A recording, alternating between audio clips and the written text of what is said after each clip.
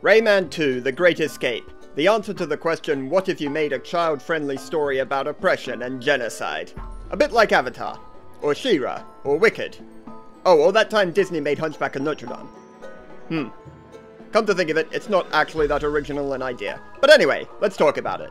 The first Rayman game was Ubisoft's true breakthrough as a game developer, what really put them on the map. If you want some thoughts on that game, hey, I've already made a video about it. Why not go check it out? Look at me, doing the YouTuber thing, trying to make you watch more of my stuff. A sequel is obviously going to come after that, but an important question had to be answered first. How much of an expansion on the first game could this be, and how much should it go its own way? Questions of difficulty, tone, variety, story, and focus must have all been brought up in design meetings at some point. That's evident just from playing the game. But probably the most pressing consideration was whether or not the sequel should still be two-dimensional. The original Rayman already found itself competing mostly with 3D games just after it was released, as they really started flooding out in the following year, and even then that wasn't an artistic choice so much as a result of its long development time. It worked out for them, but could they really afford to do that again? Would they be falling too far behind if they stuck with a side-scroller as the 90s came to their closing years? At first, they seemed to be willing to risk this, as the earlier showcases of Rayman 2 were indeed a 2D game, just like its forebear. Then, at some point, the developers decided to sod that, and started thinking on how Rayman would fare in a 3D landscape, though they still made a 2D version for the Game Boy Color later on.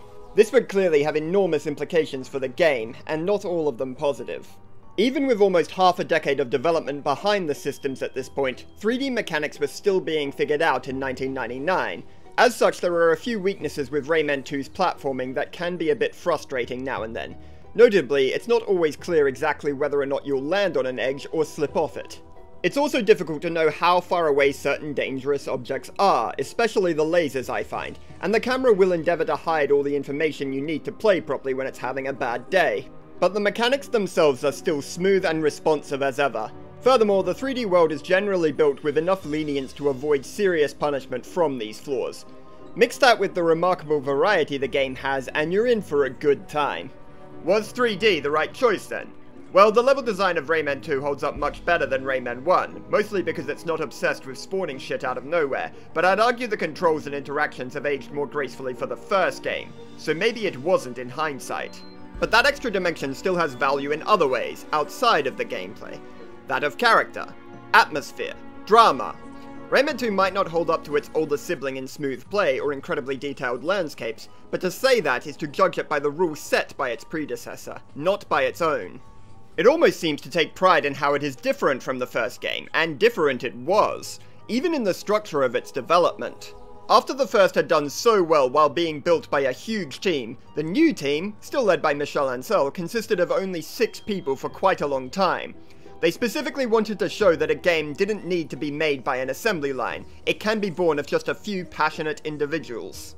Ancel even fought the company to keep the team small. While the team was eventually expanded, he still believes that was a good way for the project to get its start. Despite all this difference though, there is no doubt in my mind that this is still a proper Rayman game.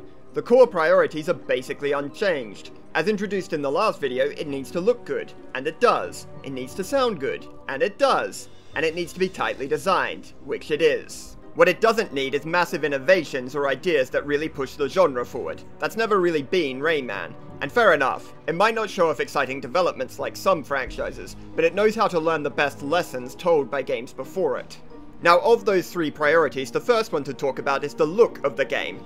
And as you would expect, no expense was spared to make it perfect. They got their hands on several artists and animators with backgrounds outside the games industry, and managed to put together some pretty impressive scenes from that alone, creating a vision of the world where the camera would now be used to emphasize the scale and power dynamics at play in a manner that could only be dreamed of in 2D. It's not just in-game cutscenes either, this applies just as much during gameplay. The camera is not exactly fixed, but it's heavily controlled to make sure you're getting the best look at everything, whether it be to capture the vastness of a canyon or the pleasant balance of colors by a watermill. And as an added perk, it gives them the power to hide secrets just behind the camera if you're clever enough to look there. This turns out to be very important for the game's aesthetic because of the graphical limitations they were wrestling with at the time. Pick any other Rayman game and you will quickly find painstakingly rich environments down to the smallest detail, but in Rayman 2's day, doing that would have filled up far more space on a hard drive than would be reasonable. Thus, the camera picking its own angles allows us to instead enjoy the environments as a complete picture without drawing too much attention to the low resolution and object density. This is complemented further by the excellent work on animation. Honestly, I'm still very impressed with them today. They don't look like they're simply siphoning through keyframes, even if that's probably the reality. The movements are just very natural, like actual living creatures, though this is perhaps helped along by the world itself not being that interested in realism. They did an excellent job, and they knew it, so much so that they actually tried to make a whole Rayman TV series using the in-game models. 4 episodes were made, but yeah, you don't have to watch this. It's shit. I think this series was a small part of a larger dream for Ubisoft. You see, the company was still lacking someone like Mario or Lara Croft, the type of character who transcends, well, character and becomes more of an icon. I think Ubisoft were pushing for Rayman to fulfill this dream. To reinforce my idea, I draw your attention to the sheer number of spin-off games that were released around this time. Rayman became well known, but I would say that ambition was never met. Ubisoft would have to wait for Assassin's Creed before they finally broke the ceiling. There's one more thing the series' existence highlights though, the greatest advancement made from the first game. Not the 3D environments, but the deeper story and richer storytelling. In theory, it starts in a similar place to the first game, with the bad guys at max power and Rayman having to slowly dismantle their operations over the course of the game. But Rayman 2 is far more interested in portraying what a Herculean task this actually is. So the first thing the game needs to do is portray the sheer dread that the villains inspire, and thus the sequel makes a notable shift in tone. No Happy Showman, ironic line reads, or exaggerated slapstick to start us off here. Rayman 2's first shot is a pan across a bleak wasteland as narration text tells us that everything is completely broken and just about hopeless. Destroyed environments, traumatized children, and overworked slaves keep this feeling strong across the entire game. In fact, even the exit button doesn't just say quit or return to menu, it says abandon, implying that you're leaving behind a world that desperately needs you. Specifically, what happened is a bunch of intergalactic robot pirates were drawn to the energy of this planet and decided to extract it for themselves, making slaves of all the land's people in the process. Pre-release, we were told that the pirates wanted to sell them on to some sort of space circus, like in the TV show. There's no reference to this in-game though. It seems that the pirates just want slaves for the old-fashioned reason of making them work. I think this was a good move as it keeps the focus on the victims and their struggles, rather than the economics of a society that's not even seen at any point. At the start of the game, they have already destroyed the heart of the world, the energy source that keeps everything in harmony. So the Great Protoon, in other words, but the heart of the world is how it's referred to from here on out. They've also captured nearly 19,000 slaves, a number that increases to over 45,000 by the ending. Among those captured at the start is Rayman himself. After the exposition and the title drop, we enter the pirate's flagship, overruled by the primary antagonist, Admiral Razorbeard. A large blue toad creature called Globox is dragged past multiple cages full of beings calling for help and water. At the end of the hall, he is thrown into another cell, where Rayman is found sitting on the floor head down in the dark, broken and beaten. You see what I mean, right? Everything about this is wrong. It's scary, it's desperate, and it's fucked up. The game makes an overwhelming point of showing that side of its story first. You understand and you feel for the people of this world just based on this opening, but you're not really personally invested yet. That's why it's important to stop and have a chuckle now and then, and the game gets that. I dare say it's actually the funniest in the series despite its dark side, probably because it doesn't lean too heavily on irony, nor does it just use animations and slapstick to look silly. Instead, the comedy tends to come from the characters directly, simply by being themselves. And on top of that, it builds up the world as something worth saving. This is how the game gets you invested, the simple trick of positive, amusing interactions with people. I feel like a lot of comedy these days undermines the darker elements of the story, basically to call you a dork if you take it too seriously. It's nice when instead it's used to reinforce the serious side, like seen here. All of this is just what you will experience from playing the game, but we're still in the age where the manual often holds extra details of the plot or lore. For Rayman 2, it specifically tells the story of his capture. He and Globox are fighting the pirates, but as the heart of the world is destroyed, Rayman loses his powers and the pirates grab him. Razorbeard randomly turns up at this moment and declares, "I have you, Rayman! You'll soon be my most obedient slave!" And Rayman calls back, "It's not over yet, pirate! I'll find a way to escape and then I'll make you wish you had never been born!" He's a robot, he wasn't born. Feels like a bit much, doesn't it? I know I overacted it, but I couldn't really read it any other way. It just gives off that kind of energy, a very different energy from the game itself. When we see Rayman in his cell, "It's not over yet, pirate," doesn't really feel like it's where his mind is at. Basically, the takeaway is, don't bother. I actually think the manual does nothing but subtract from the story. You're better off just letting the game tell you on its own. But what we are lacking in the opening is a vision of what the world was before the pirates arrived. A standard thing to do is to establish what is normal before all shit goes down. That way we have an understanding of what the characters are fighting to get back even before any plot happens. Sure, an opening like that is often a good idea, but I find this game does just fine without the setup. We can already see that what the pirates are doing is terrible. We don't need a promise of a utopia to oppose them. Just about anything is better, so we might as well put up a fight. And in a way, this actually adds to the menace of the pirates, because if we never see a happy status quo that has been interrupted, then we can instead interpret these dark times as the new status quo.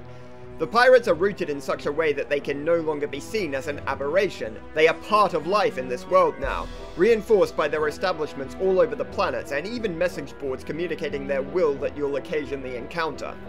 They feel a bit more like an authoritarian overlord with eyes and ears everywhere than they do a rabble of invaders. Emotionally, this works very well. A regime with roots across the whole planet is a much more daunting foe than a few scallywags. Logically, it doesn't really hold up though. The game clearly tells us that the pirates are indeed new and not super settled, but nonetheless, that emotional interpretation can be more powerful than what we're told sometimes. After so much time spent bringing you down, Rayman 2 finally gives you a light in the darkness. Globox gives Rayman what's called a silver lum, which restores some of Rayman's abilities. With it, they are capable of escaping the pirate's prison ship. After a bit of a tumble, Rayman and Globox are separated again. Globox is recaptured virtually immediately, but luckily for our limbless hero, he ends up in one of the few places where the pirates seem to have little operational presence. The first level is a highly natural environment, similar to the Dream Forest that opened the last game. Most structures and machinery you see around here were likely built by the residents before the pirates arrived.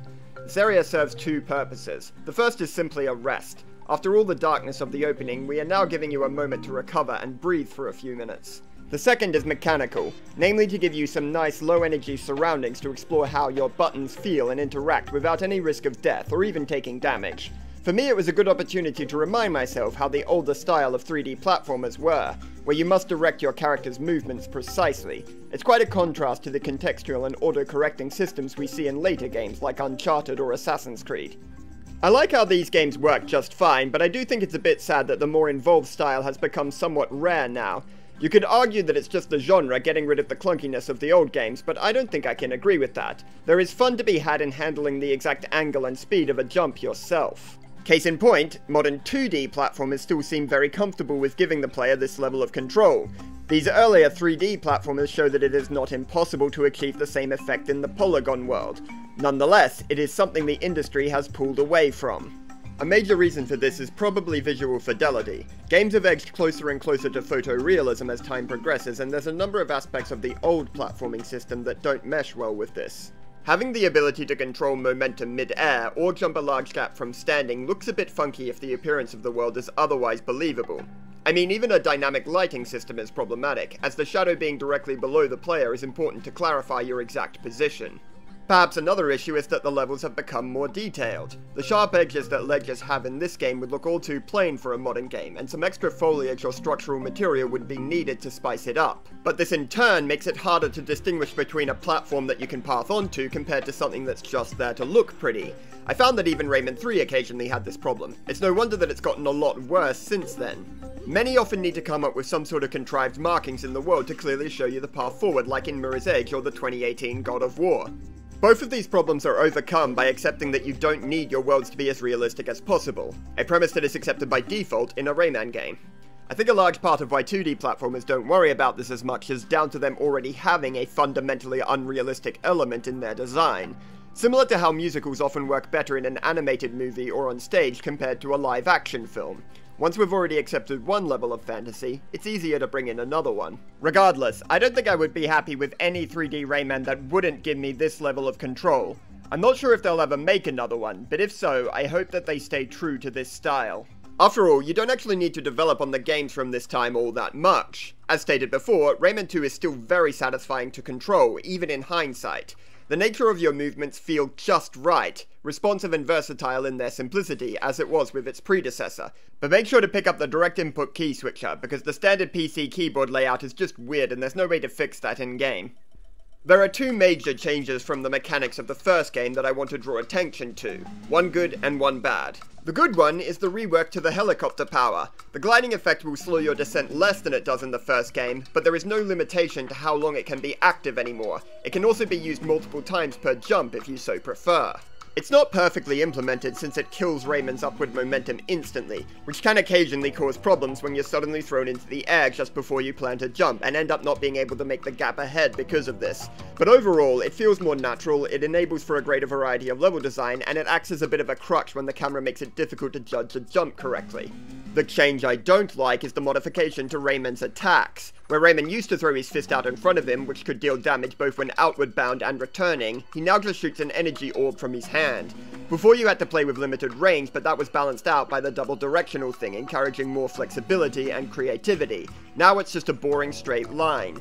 Worse is that it doesn't reflect the unique aspects of Rayman at all. His disjointed hands and feet can move around without a physical anchor to their owner, thus there is no reason that they must remain at his side like they do for us human beings. The first game's fist mechanic reflected this. It was a creative expansion on the aesthetic choice that reinforced what was unique about the character. The second game's shots just don't. They could be for any character with a generic magical ability, or even merely a gun. I find myself frustrated further that none of the sequels ever expanded the idea beyond Rayman's fists. Like his feet are also disjointed. Wouldn't it be cool if there was a system to throw his foot down and kick off a surface to gain more height in his jump? I've said already that the series is more interested in quality than innovation, but when I think of ideas like this, I do wish that they were more experimental sometimes. I mean, the developers are clearly aware of this potential for creativity, as seen in this idle animation where he dribbles his own torso, but they rarely think about how to make that part of the game itself. I can't complain too much, not engaging with this doesn't make it a bad game, just less interesting than it could have been. But when they don't even keep what little they did for it in the last game, yeah, at that stage I think you're playing it too safe. Thankfully, it does keep true to other strengths of the original game, such as the way it gets information across to the player via context environments and the very challenges you face in the world. Not only does Rayman 2 keep this up, but it finds a way to reach above and beyond its predecessor. We'll explore this by covering the first real mission you play after the opening area. This is the Fairy Glade. Rayman comes here to rescue Lee the Fairy from her imprisonment by the pirates. The opening shot of the area is a beautiful valley with lots of room to explore. Stunning cliffs, green vegetation, and clear water that can be swum in mark the scene.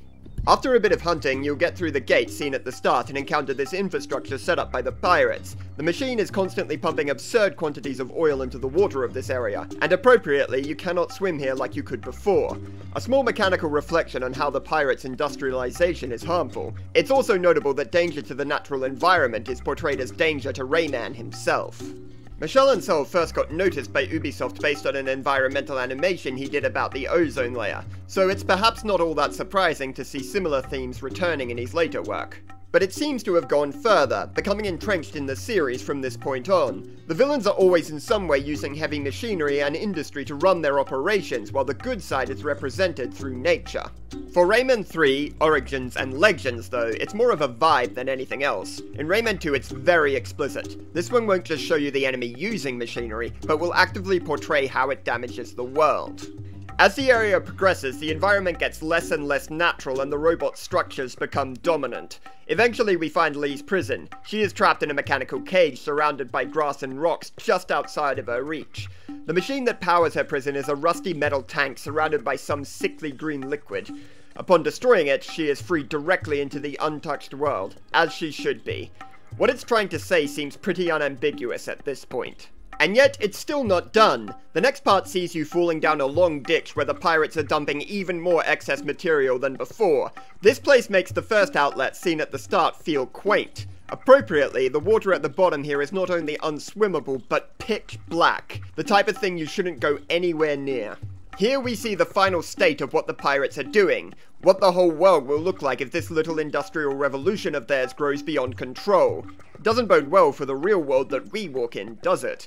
But then, at last, release. The final little bit is a return to pure nature, which looks so nice after the pirate stronghold and reassures us that despite all that is damaged, the natural world is still strong. By now, I hope you see that this level is incredible, showing the pirates' ambition manifest in the progression of the level itself, as well as showing the power to overcome them when Lee is freed and via that final little valley you fly up. What might stand out is that a lot of this is not actually pretty. Rayman 2 looks great a lot of the time, but it's not afraid to look fucking ugly when the story deems it necessary. The visuals are not just there to be pleasant, they are part of the narrative. Now that I've messily covered the first two pillars I outlined earlier, let's finally talk about the third. Like the visuals, the soundtrack is less interested in being an incredible piece in its own right, though it is still bloody catchy, and more interested in reinforcing the broader context. It won't just be the same piece of music playing from the start of a level all the way through, but will update at certain key points, adding more timbre, more harmony, and more intensity as it goes. The level where the pirates attack you on the cliff tops is a great example of this. The music starts by setting a fast, energetic pace in line with the tempo of the mission.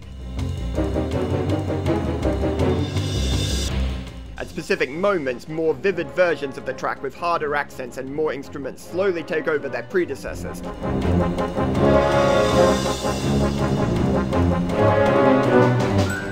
Until it finally moves on to a full flourish of the heroic motif at the end of the level.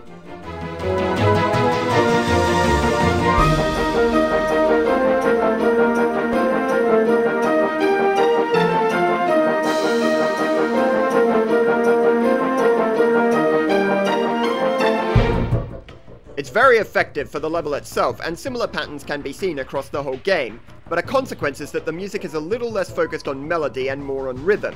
This allows it to adjust at the time it needs to without fear of interrupting whatever progression a melody would be doing, giving it the flexibility to adapt based on how quickly the player is moving, but it means that the music when listened to in isolation just doesn't have the same level of nuance or direction that you can get from the original game's pieces. This might be why some of my favourite tracks in the game are the pirate themes, since the repeated and organised rhythms reflect machinery much better than they do nature. I will still give the music credit for being very diverse. I think every area in the game has its own unique track. This is very welcoming considering that as much as I can praise the environments, they do get very samey after a while. Unlike every other Rayman game, you don't journey through different worlds on your quest, you sort of jump around them at random. Like this swamp tile set for instance, which comes up a couple of times early but then is abandoned until suddenly reappearing later. It takes away from the feeling of going on an epic adventure since there's no continuity to your experience at all.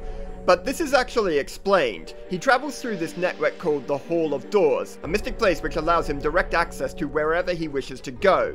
However, I have a few issues here. There are levels where the sole reason for their existence is to traverse the area. Rayman has no objective here or here, he just needs to pass through. If Rayman can teleport anywhere he wants, then why has he come to these places? Okay, so maybe the Hall of Doors is a network that needs to be activated linearly, so he needs to go to them first in order to access the ones he wants to be in. But that sounds like it should be a proximity thing, i.e. the next portal we activate should be within a certain range of this one that we exit through. If so, then we go back to our sporadic environments issue. If not, then how does the network decide what is next? That could do with a bit more explanation, I think. The only limitation we're directly presented for this teleportation system is that certain areas require a lot of energy to access, which you must gather elsewhere in the form of yellow lums. More on them in a minute. So maybe you could have simply said that we're going to these places because that's where the lums are at. But that doesn't really work with the strict linear structure of the game. Well, considering that most levels already tell a self-contained story, and there's no navigation abilities unlocked after the Fairy Glade that you would need to complete some areas, why not just make it non-linear then? This would literally solve every problem I've brought up, and just be kinda cool for giving the players a bit more freedom. Could it be done, do you think? Well yeah, it can be done, and it was to a small extent in the updated PS2 version of the game Rayman Revolutions, which I did play once upon a time, but I don't have access to anymore. Rayman Revolution came out a bit later than the other versions and was tinkered with quite a lot. I take issue with some of the changes made, but this is not one of them. It feels a lot more coherent than the version I play now. Still, I can at least accept in my headcanon that the reason for Rayman's misadventures is indeed the yellow lums. That energy they hold is important for more than just gaining passage after all. They are the fragmented remains of the heart of the world after the pirates destroyed it. Their appearance is that of a glowing ball with wings, a cool design that implies an unknowable element to them while still feeling like a living creature in need of protecting. They contain not only energy, but also knowledge, thus another advantage to collecting them is access to additional lore about the world's creation. A good choice for Rayman 2. With a greater focus on story, there comes a necessity for a more detailed setting to go with it. What we learn is that a being called Polokus, who's basically a god, created Rayman's world and the Lums we find therein. There are 4 varieties of Lums that he made: yellow for energy and knowledge, purple for making the world cohesive, red for giving the world vitality, and blue for sparking life. He then created all the creatures of the world, starting with the fairies like Lee to help shape it. They created another Lum, the silver Lum, to pass their power through. As for green Lums, they are green. Next he created the Teensies to provide passage to those who need it, Clark as a strong handyman to have around, Globox because he felt like a laugh, and many more for reasons known only to him. All of them are a manifestation of his dreamings, whether pleasant or nightmares. Indeed, that's what this is. We live in Polokus' dream. However, Polokus himself left a long time ago to allow the world to thrive on its own terms. There is one anomaly in Polokus' dreams though, one thing that is not in any way his creation, one thing that nobody really understands the origins of at all. That is Rayman himself. Some say he's the chosen one, and maybe it's our job as the player to prove them right. A bit of a shift from the first game where he seemed like he was just some guy up for the challenge of fighting Mr. Dark. Back then, everyone in the world was limbless, but now it is just him, so we are primed to believe that he is unique not just in ability, but in nature. Circling back to the Lums, we now understand them narratively, but gameplay-wise, what do they do? Well, silver Lums are there to unlock new powers for you, and purple Lums replace the flying rings from the first game so you can swing off them. The others all act as collectibles with different effects. Yellow Lums are the main one. They have no direct effect on play, but gathering a certain amount is mandatory, as already stated. But unlike the last game's Electoons, you don't need to get absolutely all of them. In fact, it's pretty lenient. You don't need to go out of your way at all to meet the minimum requirement. Quite the opposite, as it turns out. To get this scene I'm showing where the Teensies turn you away, I was dodging every Lum I could.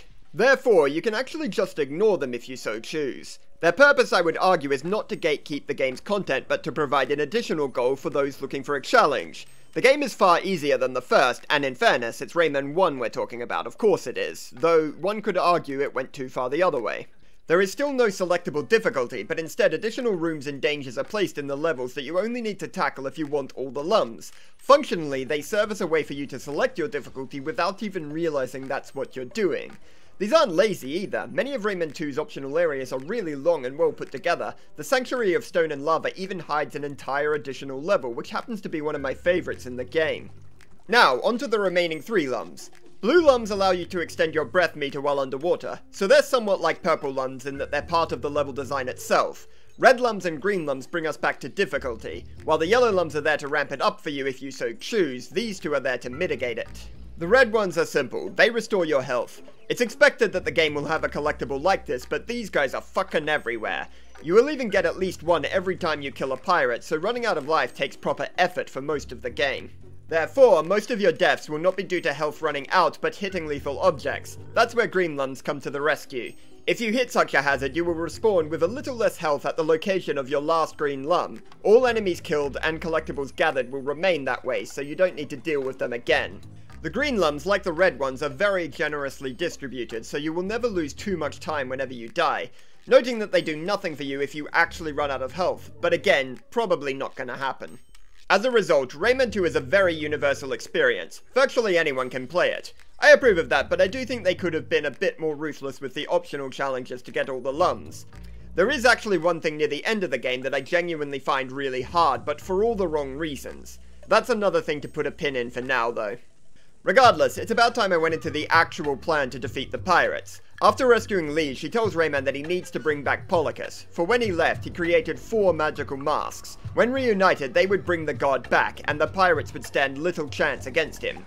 Rayman sets out to collect these masks, and the pirates do everything in their power to stop him. Finding the first mask is a memorable and weighty moment. It actually makes this small green object feel heavy with power. Rayman will be hesitant and mystified when he approaches the pedestal that holds it. Once he lays hands on the mask, he holds it up to the sky and is teleported away to a dream world with the big man himself, Polokus. The feeling here is very potent, peaceful and warm, but undeniable in just how much strength truly lies behind this being we've just met now. But the game doesn't try to keep this going forever, it knows that it only really works once. Finding later masks will see Rayman just running up to the pedestal and getting on with it. The last one doesn't even waste time with Rayman walking towards Polokus to give it to him, it just cuts to the god doing his thing. This makes sense, but I find it quite amusing that the game itself acknowledges that this otherworldly experience can so quickly become mundane. There are moments that don't lose their luster with time though, not when Rayman is with a god, but with his peers. You see, many levels are structured around Rayman rescuing someone and then the two working together to overcome the obstacles ahead. Undeniably, the best example of this is our friend from the start of the game, Globox. He can perform a rain dance, which is exactly what it sounds like. He dances and rain starts falling. He uses this to put out fires, short-circuit the pirates' machines, or to grow plants. Rayman's agility and combat prowess can then make use of these changes to the environment to access new areas, and in turn create additional paths for Globox to follow along on. I love this so much, a mechanical demonstration of just how in sync these two are, how their abilities complement each other and add up to something far greater than what either could manage on their own. Rayman and Globox's friendship is literally the first positive thing established in the game, but at that stage we are simply observing the friendship. With this level, we are now a participant in it. We're not just told their friendship is strong, we're not just shown it either, but we are made to feel it through the mechanics of the game. It turns out, this is a good route directly to our soft little hearts. This relationship is vital to the climax of the game, where Globox, having been captured, again, is the bait to draw Rayman out. The groundwork laid in this moment makes it easy to feel what Rayman is feeling at the time too. Given how effectively it came across in this game, is it any wonder why their friendship is central to every Rayman game going forward? And as already stated, it's not just Globox that helps Rayman out. Lee provides information and powers, the Tinsies open passages to use, and once the 4 masks are returned to him, it's Polokus that takes out the majority of the pirates. Even though the game proposes that Rayman is the chosen one, it seems very interested in showing that saving the world is not a job for a single person. It's a collaborative effort. Other than Globox, Polokus, and Lee, there's one more encounter that's worth speaking of in more detail. This is Clark the Giant, a strong worker and warrior.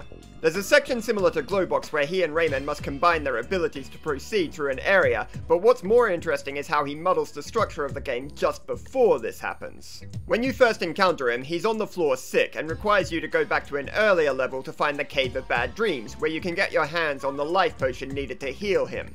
Cool as this twist is, it's hurt by the lack of a journal in the game. Clark tells you where to go, but if you leave the game and come back later, there's a good chance you've forgotten what he said.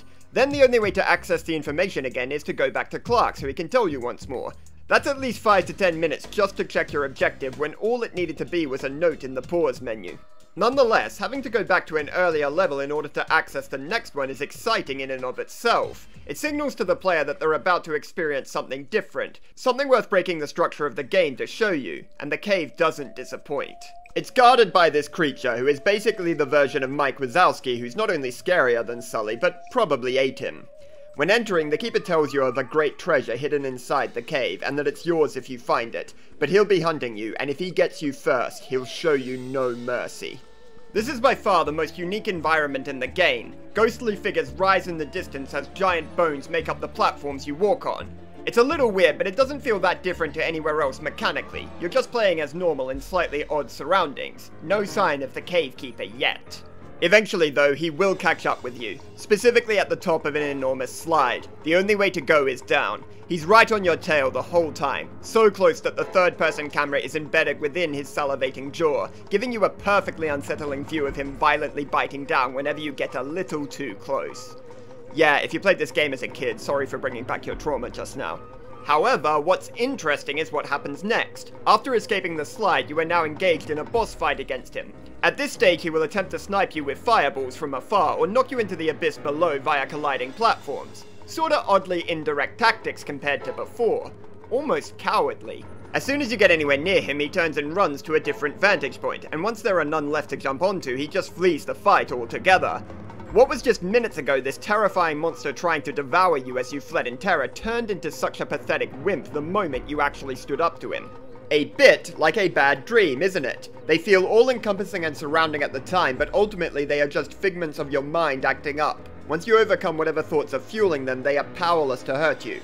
Of course, this is all just in Rayman's head, as will soon be confirmed, but the idea is subtly planted that once you face down what scares you, they aren't nearly as powerful as they may have once seemed. It turns out to be quite a relevant note to mark down. But that's not the only test the cave oversees. In its deepest caverns, Rayman finds the treasure the Keeper told him about. Literal mounds of gold. He's free to take it if he wants. Or should I say, if you want. You're allowed to decide what Rayman does here. If you take the treasure, then you are hit with an alternative ending, where Rayman retires to a tropical island to live out the rest of his days. Relaxed, the pirate's forgotten, and not a care in the world. And it's all a lie. You're in a nightmare, remember? Not the real world. Rayman's not actually freely relaxing on the beach, he's trapped within his own mind. Taking the bait doesn't really give you paradise, it leaves you as a slave to the cave keeper forever. Well, what I've just done there is overthink what was probably just a quirky gag to make it really fucked up. But this idea makes too much sense when you go over all the evidence. This whole thing is just a trap that will probably end badly for Rayman and everyone else. Except the Keeper and the pirates, of course. Don't worry though, the game won't let you commit to it. Even if you would make that choice, you little bastard, it's too far out of character for the protagonist you're playing. When you take the treasure, you'll see that alternative ending, and then you're told to make the choice again. You can choose the treasure as many times as you like, but the game won't actually continue until you decide to leave it behind. It's of course the right choice, not just morally and not just for avoiding an eternal gilded cage. The true prize is the life potion, the reason you originally came here, with the power to restore your health of any and all ailments. The Cavekeeper's final act is to hand it off to Rayman as a reward for taking the selfless path, and Rayman cheerily thanks him before heading back out to get the potion to Clark. A very light-hearted way to end what is definitely the creepiest part of the game, and yet it's pretty much perfect. For with everything we've seen and overcome in the cave, we can now safely say what's there to be scared of. So why should this moment be anything other than carefree? Well, the pirates are why. They're not just a bad dream, they're actually screwing up the world. They pose a less claustrophobic and supernatural horror than the Keeper, more of a sustained feeling of oppression, but a horror nonetheless. Still, maybe we can see our experience in the cave as a lesson for how the pirates should be handled. So, at the start, they seem like an insurmountable empire. After your initial escape, it is quite a long time before you are face to face with them again. They are built up instead via the mark on the land they leave behind, as explained earlier. As such, the game leaves how formidable they are in a fight uncertain and uneasy for a very long time. But we know that they have effectively conquered the whole world, so that pushes us to believe the answer is very formidable. When at last you do meet one, he's got you trapped in a valley. He attempts to kill you by throwing powder kegs at you from a higher vantage point, where you have no ability to harm him at all. You're trapped there until you work out how to exploit this weak point to escape, which could be quite a while that you're just rushing around trying to survive. It's a nasty blow to find that after all this time unsure of how strong they are, your fears appear to be justified, as even now you cannot fight back. Similar to Globox's friendship, what was shown at the start of the game is now worked into the gameplay itself, to make sure that you don't just hear what it's saying, but understand it. It has now been a decent length of time that you've been playing, and you still haven't acquired any evidence that fighting back is actually feasible, to the point that even this low-ranking generic enemy can only be escaped from, not defeated. This is actually one of my issues with Rayman Revolution. You fight a pirate before this moment in that version of the game, and as small as that might seem to be, the whole effect of this encounter is spoiled by this simple decision. It really highlights how delicate the level crafting actually was, and just how strange it is that they could make such a sloppy mistake after such careful crafting in what was meant to be the game's ultimate form. Back to the PC version though. With all that legwork done, the pirates are now built up as far as they can be in our mind, so the game is at long last ready to make you fight one in direct combat. This fight isn't necessarily hard, but importantly it lasts a decent amount of time. This was done by not making the first pirate you fight one of the weakest varieties, but rather the second weakest, giving her a few more hit points than some of the others have. With so much expectations going into this moment, it was important that the fight had enough longevity to facilitate a brief emotional journey. If after all the build-up the pirate had just died easily, then the effect would be completely comical, and the pirates would have no credibility to us anymore. That is not what you want this early in the game. But that was a bullet dodged thanks to the extra durability of this pirate. As such, through the fight you go from, oh god, it's happening, it's fucking happening, to, okay, this might actually be doable, to, oh shit, I'm gonna win. It's very satisfying and very encouraging, for at last that first barrier of fear that the pirates have worked so hard to build has been broken. That's not the only barrier though. A short time later we get our first cutscene which shows Razorbeard. He's juxtaposed with an imbecilic and clearly frightened assistant, which may not bode well for Razorbeard's delegation capabilities, but in the moment it establishes the Admiral as the authority of the two, someone you must remember and respect. We see here that in lieu of the pirates nebulously feeling threatening as they did before, the focus is now put onto Razorbeard alone. At the end of the cutscene, in a genuinely shocking moment, he eats one of the yellow Lums, destroying it. The interface responds by reducing the overall number from 1000 to 999, a meta detail that makes it feel all the more permanent. He has just made it impossible for us to reform the heart of the world. Is this truly it? With that small act, is the planet now beyond healing? And immediately following this horrible realization, you are once again put in a situation where you can only run from the pirates as they attack you with a warship, and for a whole level this time, with no comforting rebuttal at the end where you can finally return fire. That first victory felt like a big deal at the time, but this reminds you how insignificant an act it really is. The task ahead of you is still colossal, the pirates are still extremely dangerous, and still your capacity to fight back seems all too inadequate. That is your perception at this moment, but here's the thing, it's still early days. Everything I've just covered happens before you've even found one of the masks. But just as the original layer of fear was eventually overcome, all the others follow in time. A single pirate once felt like a danger. Eventually you'll be cutting through hordes of them like butter. That ship felt like a terrifying juggernaut that you just had to get away from. Later, they are over-equipped showpieces that can't even kill one itty-bitty hero. The Admiral that once commanded gasps by destroying a Lum now gets so pent up with rage that he falls out of his chair like an absolute fool. In fact, even that Lum Razorbeard 8 can be recovered. It's hidden in a super secret cavern in the Tomb of the Ancients near the end of the game. Why is it here? I don't know. Maybe it's just another one of the undead spirits that live in this place. Alternatively, this is where Razorbeard goes to shit. Before we even reach the climax, the pirates have entirely exhausted their capabilities of intimidation. They are only able to offer a decent final boss by purchasing a new weapon from a private dealer, who turns out to be a character from another Ubisoft game, Tonic Trouble. Nice little Easter egg there. And of course the pirates needed to resort to this. They have failed spectacularly and consistently at almost everything they've tried by now. Anything they built themselves would be impossible to take seriously at this point. When you really get down to it, the pirates are not all that different from the Cave of Bad Dreams keeper.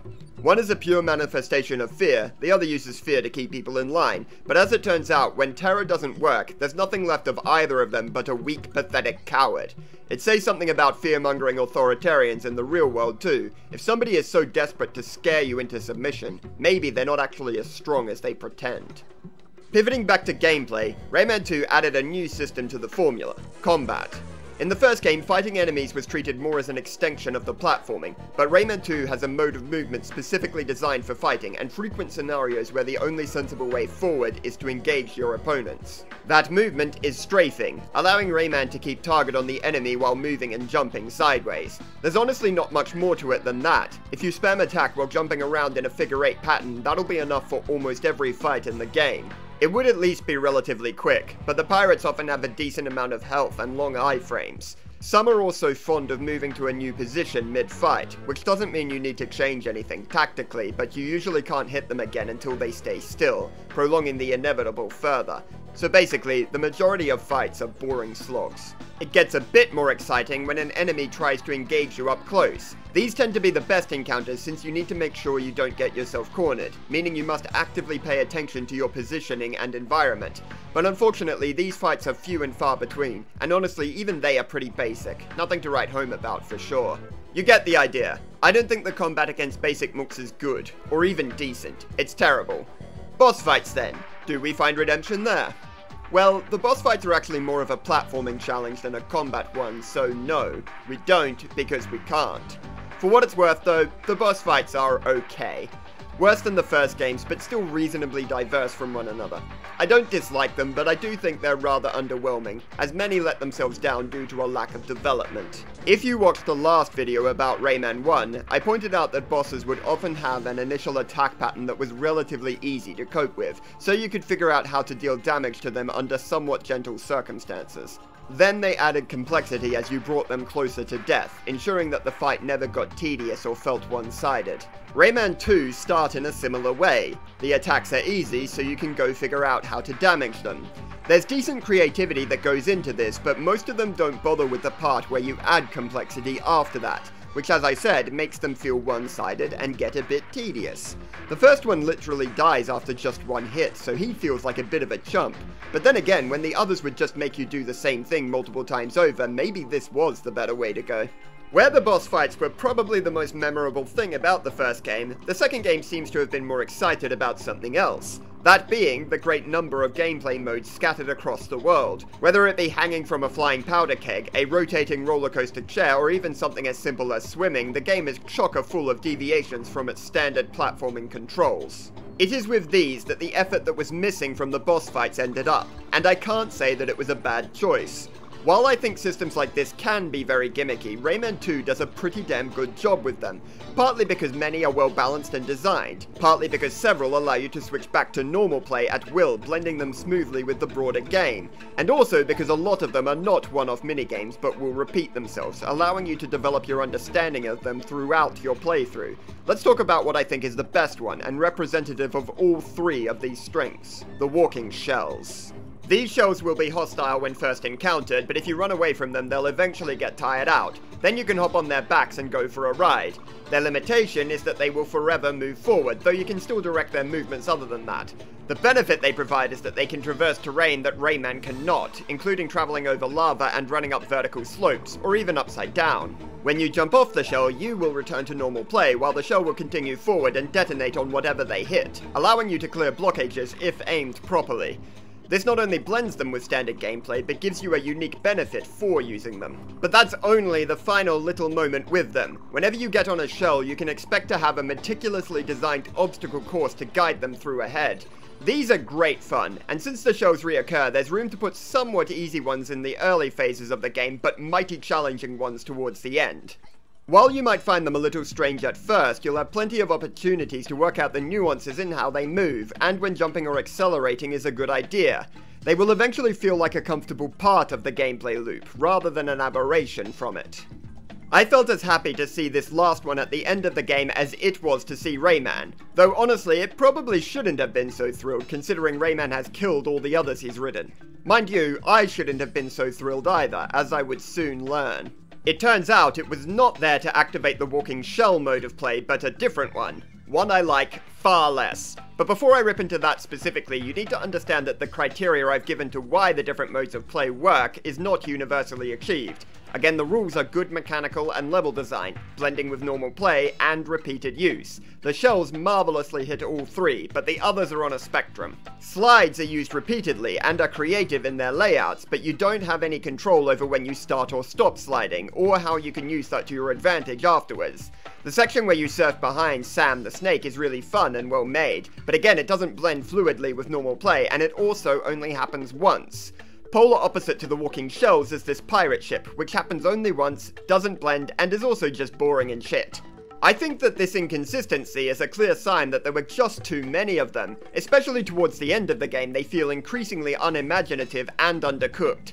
This is a broader problem with the game in general. Every aspect from the narrative to the level design loses quality as we approach the final missions. Hell, the fourth mast doesn't even have a guardian. It's just lying in a mine somewhere and a bunch of children stumble upon it by accident. But these alternative play sections are where the problem is most apparent. If we had cut out a few of them and allowed a few others to repeat a bit more, then we could have ended up in a much happier place.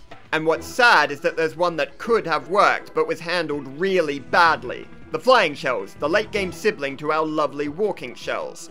The mechanics are fine, I suppose, but this is introduced way too far into the game. There's no spare time left at this point to get used to the flying shell's controls. Not to the point that they can be tested against a challenge worthy of being called endgame content anyway.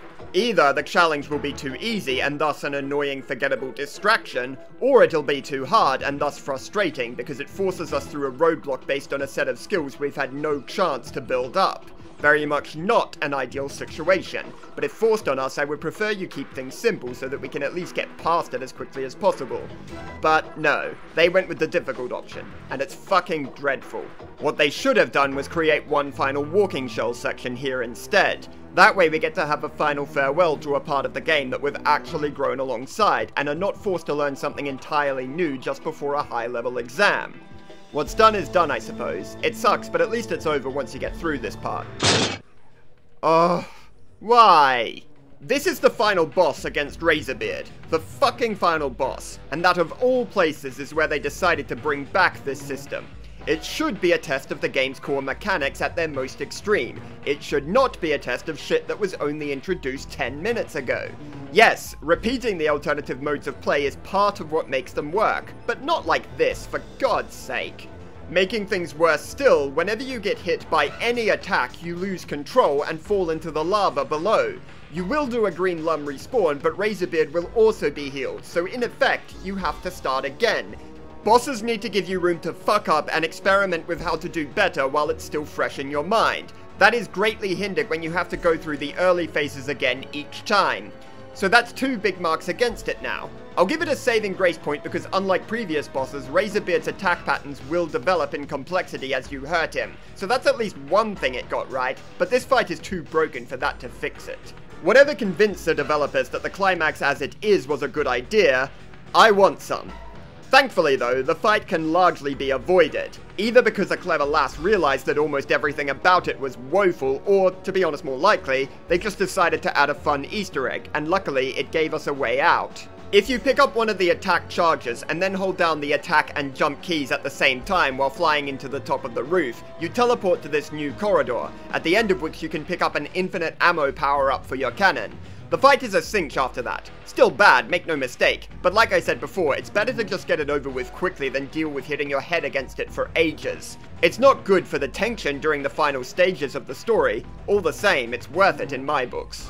Once you're victorious, Razorbeard flees, and in a final attempt to kill Rayman, he sets the machine he was fighting from to detonate, and take the entire flagship with it. We see in the closing cutscene that all the people could find of their limbless comrade was his foot. They've gathered around a clifftop to pay respects to their friend and hero. Sad music plays to remove any ambiguity you may be latching onto. Then a strange thing starts to happen as the foot begins to twitch. Almost miraculously, Rayman rounds the corner and the foot flies back into place on its owner's body. Just after, Globox's children tackle him to the ground in joy, and everyone else screams and cheers in celebration. Rayman has done it. The world is saved, and he lives another day to enjoy it for himself. It's a pretty cliche moment really, but every time I watch this I do so with a smile plastered across my cheeks. It works because it leans on what makes Rayman 2 special. When playing this game, it's not just fun or pride that drives you forward. You care. It's personally important to you that this world is saved, that these characters survive, that Rayman goes on. If they tried to tell me that Rayman was dead in any of his other games, I just wouldn't believe them. I'd probably assume it was a setup for a joke. But Rayman 2 has actually earned the sincerity it portrays, both the sense that they would go through with this, and the relief when you realize they didn't. That's why it is so beautiful to me. And clearly, I'm not the only one who saw the game's beauty. Rayman 2 ended up being extremely successful. Critically, it was a darling. It received a Silver ELSPA Sales Award, indicating at least 100,000 units sold in the UK, and it has been called one of the best games of all time more than once. I said in the intro video that this was probably my favourite game of the series, and I say that while believing its gameplay and graphics have aged the worst of the whole lot. But in the end, when I finish the other games, I feel good about myself, but I simply hop off and go about my day. That's not the case with Rayman 2. I experience the same joy and the same hope for the future that the characters do, like I'm right there on the clifftops cheering and dancing alongside them. I'm just a bit sad that I have to say goodbye afterwards, but I know they'll be alright without me, and that's what matters most. Good luck, comrades. If you liked the video, then, like it. And I'll see you next time.